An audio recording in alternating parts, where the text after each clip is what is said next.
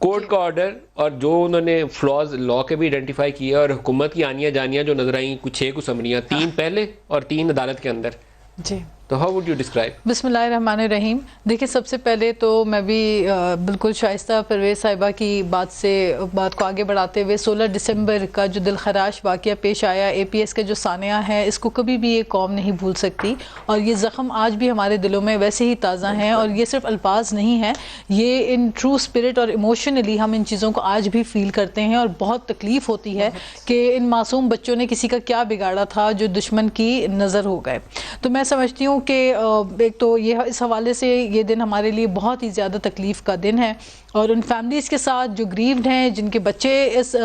16 دسمبر کو شہید کیے گئے، ان تمام فیملیز کے ساتھ جو ہے آج بھی ہمارے دل اور ایموشنلی ہم کنیکٹڈ ہیں. یہ قوم کے بچے تھے.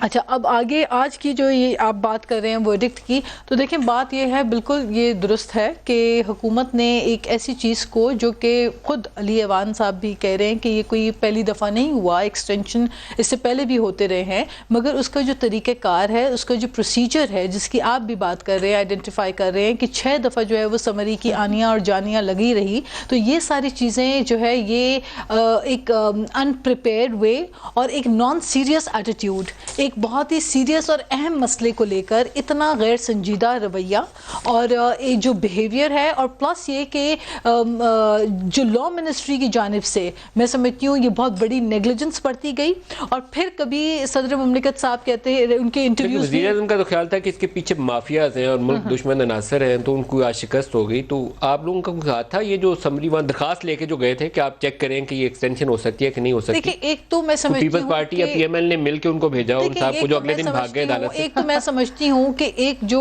سمری صحیح طریقے سے پراپرلی ایک حکومت نہ لکھ سکے، اس کا بھی الزام ملبہ آپ اپوزیشن پہ ڈال دیں، معیشت آپ سے نہ چلے، الزام آپ اپوزیشن پہ ڈال دیں، ہر چیز کی ذمہ داری اپوزیشن پہ ڈال کے یہ اسکیپ ہونا چاہتے ہیں اپنی ذمہ داریوں سے. تو یہ میرا خیال ہے اتنی بنی یہ کس نے بنوائی؟ دیکھیں بات میں آپ کو یہی گزارش کر رہی ہوں کہ یہ اپنے ارد گرد ذرا دیکھیں لوگوں کو، ان کے درمیان کون ہے جو کالی بھیڑیں ہیں، جو انہی کے ساتھ مخلص نہیں ہیں. حد یہ ہوگی کہ چیف جسٹس نے عدالت میں بیٹھ کے کہا کہ آرمی چیف وہاں بیٹھ کے تو آپ کی سمریاں چیک کر رہے ہیں، یہ آپ کا حال ہے. اب آپ یہ دیکھیں، آپ کیبنٹ میں آپ میٹنگز میں بلا رہے ہیں چیف آف آرمی سٹاف کو کہ ان کی ایکسٹینشن کے لیے ایک سمری آپ سے نہیں لکھی جا رہی ہے، تو آپ نہ صرف اپنے آپ کو ریڈیکیول کر رہے ہیں بلکہ آپ ایک ادارے کو جو ملک کا ایک بہت اہم ستون ہے، ایک بہت اہم ادارہ ہے ہمارا، اس کے اوپر آپ جو ہے ایک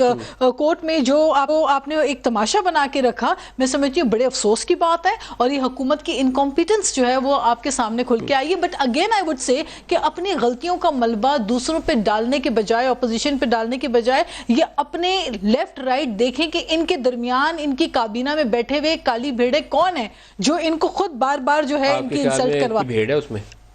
کوئی، یہ تو کلیکٹیولی کوئی کالی بھیڑ، اچھا کافی ساری کوئی کالی بھیڑ. یہ دیکھیں نا کون لوگ ہیں، کون لوگ ہیں جو مفاد پرست ہیں، ہر دور کے اندر وہ آ کے جو ہے وزیر بن جاتے ہیں. ان کا تعلق پی ٹی آئی سے تو نہیں ہے، یہ تو علی بھائی بھی اچھے طریقے سے جانتے ہیں.